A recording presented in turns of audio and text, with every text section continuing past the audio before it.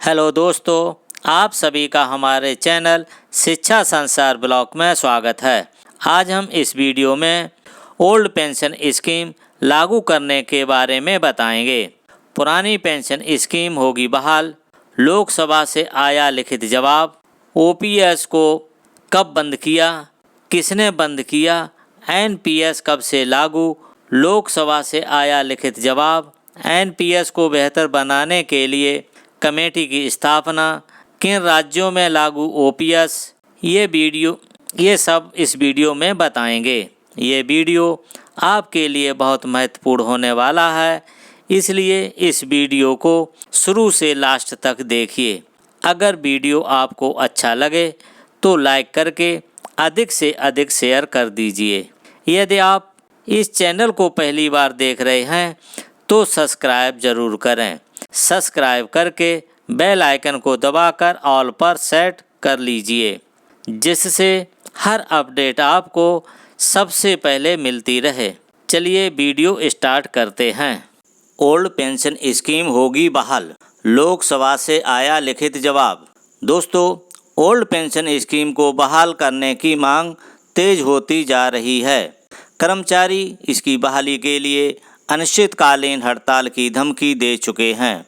सरकार पर दबाव बनाने के लिए सरकारी कर्मचारी धरना प्रदर्शन भी कर रहे हैं। अभी 10 दिसंबर को पेंशन जय घोष महारैली का आयोजन बड़े स्तर पर किया गया था, लेकिन सरकार ने साफ कर दिया कि ओल्ड पेंशन बहाल करने की सरकार की ऐसी कोई योजना नहीं है। लोकसभा में इस मुद्दे पर हुई चर्चा। दोस्तों, लोकसभा में पूछे गए एक सवाल के जवाब में सरकार ने ये बात कही। सरकार ने कहा कि 1 जनवरी 2004 या उसके बाद नियुक्त किए गए केंद्रीय कर्मचारियों के लिए ओपीएस ओल्ड पेंशन स्कीम को फिर से बहाल करने का भारत सरकार के पास कोई प्रस्ताव नहीं है। ओपीएस बंद करके एनपीएस लागू किया। दोस्तों, ओपीएस ओल्ड पेंशन स्कीम को दिसंबर 2003 में अटल बिहारी वाजपेयी सरकार ने ख़त्म कर दिया था। इसके बाद एनपीएस नेशनल पेंशन स्कीम लागू की गई थी, जो 1 अप्रैल 2004 से प्रभावी है। तब कहा गया था कि इसमें ज़्यादा पेंशन मिलेगी, पर अब कर्मचारी एनपीएस के तहत रिटायर हो रहे हैं तो उनको नाम मात्र पेंशन मिल रही है।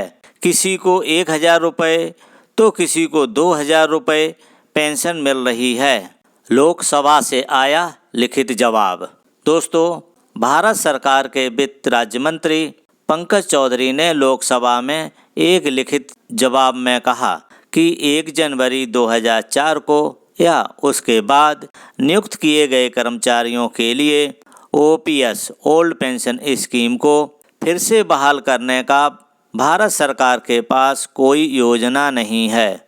उन्होंने कहा कि सरकार को समय समय पर ओल्ड पेंशन स्कीम को बहाल करने की मांग को लेकर अनुरोध मिलता रहा है। दोस्तों, ये तो वित्त मंत्री ने भी माना है, सरकार में लिखित में जवाब दिया है कि समय समय पर ओल्ड पेंशन लागू करने के लिए कर्मचारी अनुरोध करते रहे हैं, लेकिन सरकार के पास ओपीएस लागू करने की कोई योजना नहीं है। एनपीएस को बेहतर बनाने के लिए कमेटी की स्थापना। दोस्तों, भारत सरकार के वित्त राज्य मंत्री पंकज चौधरी ने कहा है कि एनपीएस के लिए वित्त सचिव की अध्यक्षता में कमेटी का गठन किया गया है। अभी के नियम के तहत कर्मचारी की बेसिक प्लस डीए का 10% हिस्सा एनपीएस खाते में जमा किया जाता है। सरकार की तरफ से इसका 14% एनपीएस खाते में जमा किया जाता है। इन राज्यों में लागू है ओल्ड पेंशन स्कीम ओपीएस। दोस्तों, भारत सरकार के वित्त राज्य मंत्री ने कहा कि राजस्थान, छत्तीसगढ़, झारखंड, पंजाब और हिमाचल प्रदेश की सरकारों ने ओल्ड पेंशन स्कीम को अपने राज्यों में बहाल किया है। वहीं पश्चिम बंगाल में पहले से ही पुरानी पेंशन लागू है। ओपीएस स्कीम में रिटायरमेंट के समय अंतिम बेसिक सैलरी के 50% तक की निश्चित पेंशन मिलती है, जबकि एनपीएस में रिटायरमेंट के समय निश्चित पेंशन की कोई गारंटी नहीं है। इसी तरह ओपीएस में पेंशन के लिए वेतन से कोई कटौती नहीं होती है, जबकि एनपीएस में कर्मचारी के वेतन से कटौती होती है।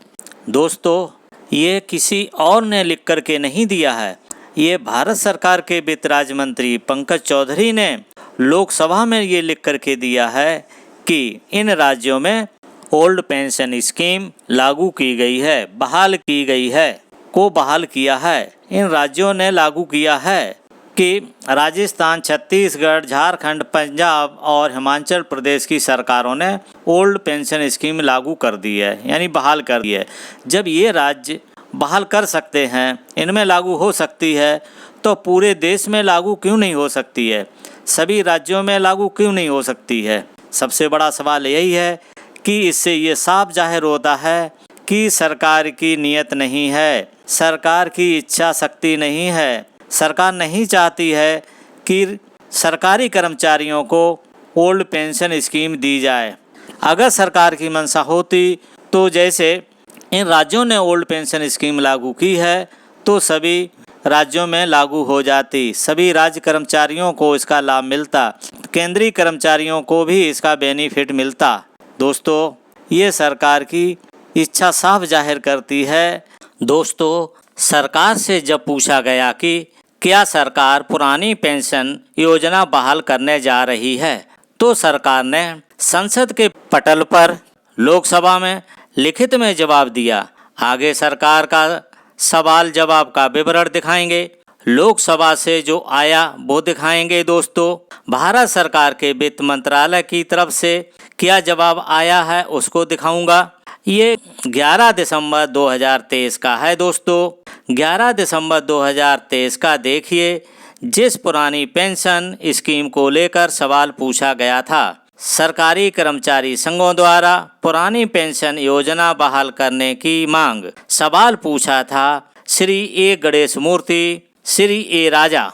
क्या वित्त मंत्री ये बताने की कृपा करेंगे कि सवाल का क्या सरकारी कर्मचारी संघ अंशदायी पेंशन योजना के इस स्थान पर क्या सरकारी कर्मचारी संघ अंशदायी पेंशन योजना के स्थान पर अंतिम आहरित मूल वेतन पर आधारित पुरानी पेंशन योजना को बहाल करने की मांग कर रहे हैं, और यदि हाँ तो तत्संबंधी ब्यौरा क्या है और सरकार की इस पर क्या प्रतिक्रिया है। खास सवाल है इसका।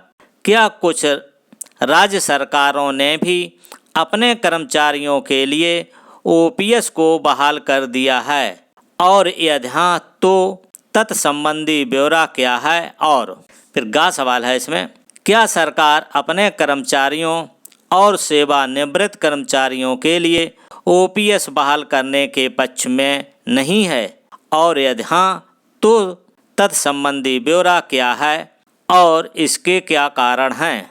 सवाल का जवाब आया है वो वित्त राज्य मंत्री पंकज चौधरी की तरफ से। पंकज चौधरी जी का क्या जवाब, पंकज चौधरी जी ने क्या जवाब दिया है, देखिए। यानी पहला और लास्ट वाला। समय समय पर अभ्यावेदन प्राप्त हुए हैं जिनमें पुरानी पेंशन योजना को फिर से चालू करने का अनुरोध शामिल है। राष्ट्रीय पेंशन प्रणाली एनपीएस भारत सरकार द्वारा 22/12/2003 की अधिसूचना द्वारा लागू की गई थी। तब से भारत सरकार ने केंद्र सरकार के कर्मचारियों की राष्ट्रीय पेंशन प्रणाली को युक्त बनाने तथा अंशदाताओं के हित की सुरक्षा के लिए कई कदम उठाए।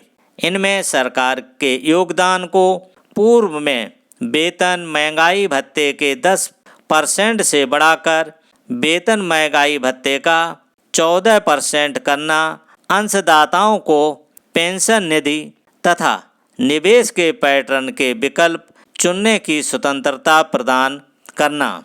वर्ष 2004 से 2012 के दौरान किसी भी अवधि के लिए एनपीएस अंशदानों के लिए क्षतिपूर्ति का भुगतान करना।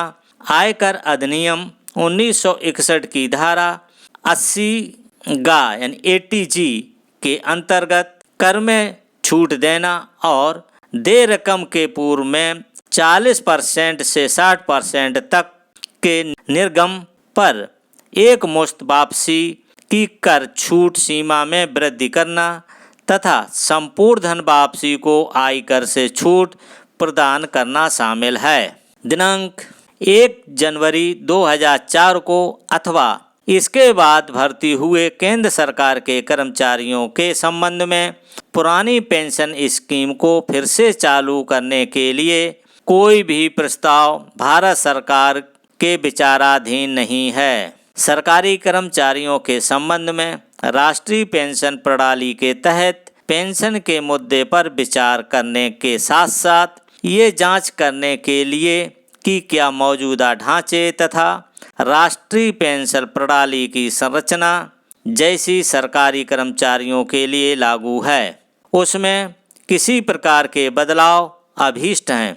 वित्त सचिव की अध्यक्षता में एक समिति का गठन किया गया है। अब खाका देख लेते हैं जिसमें बताया है इन्होंने कहाँ कहाँ पुरानी पेंशन लागू हुई है। राजस्थान, छत्तीसगढ़, झारखंड, पंजाब तथा हिमाचल प्रदेश की राज्य सरकारों ने केंद्र सरकार PFRDA को अपने अपने राज्य के सरकारी कर्मचारियों को पुरानी पेंशन स्कीम OPS में प्रत्यावर्तित होने के अपने निर्णय के बारे में अवगत कराया है। हालांकि पंजाब सरकार ने भारत सरकार को यह भी सूचित किया है कि वो लगातार स्टाफ तथा सरकार के योगदान का भुगतान NPS में कर रहे हैं। दोस्तों, दो टूक मना कर दिया। जैसे ही हम सबको पता था कि सरकार OPS नहीं लाएगी, सरकार OPS नहीं देगी। जिन राज्यों ने अपने अपने कर्मचारियों को OPS बहाल कर दी है तो इसी तरीके से पूरे देश में लागू हो सकती है। सभी राज्य अपने अपने कर्मचारियों को OPS का लाभ दे सकते हैं, लेकिन किसी भी सरकार की कोई मंशा नहीं है। दोस्तों, पुरानी पेंशन बहाली पर ये आपको जानकारी देनी थी। उम्मीद करता हूँ कि आपको ये जानकारी समझ में आई होगी। अगर आपको वीडियो अच्छा लगा हो तो वीडियो को लाइक करके अधिक से अधिक शेयर कर दीजिए। अगर आप इस चैनल को पहली बार देख रहे हैं तो इस चैनल को सब्सक्राइब करें। सब्सक्राइब करने के बाद बेल के आइकन को दबाकर ऑल पर सेट कर दीजिए, जिससे हमारी हर अपडेट आपको सबसे पहले मिलती रहे। इस वीडियो को देखने के लिए थैंक यू फॉर वॉचिंग। अब मिलता हूँ नेक्स्ट वीडियो में नई जानकारी के साथ।